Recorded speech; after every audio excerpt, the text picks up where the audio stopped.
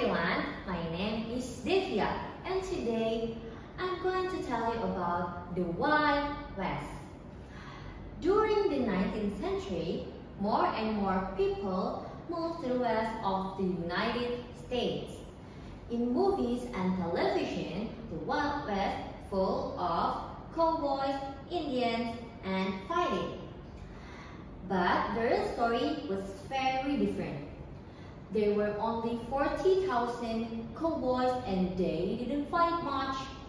Most of the time, they worked hard taking care of cows.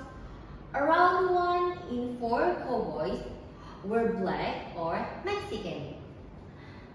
Okay, after that, the cowboys took cows from Texas to Kansas and Missouri, where trains carried them to Chicago.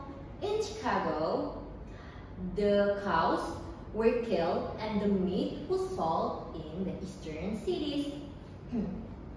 After 30 years, the cowboy life almost disappeared. The government gave land to the farmers and many farmers' families moved to the west to start new farms. Between 1862 and 1900, over 500,000 farmers went to live in the west. In the end, the Wild West was not full of gunfight.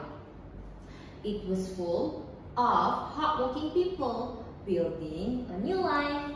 Okay, that's all from me. Thank you for listening. Bye!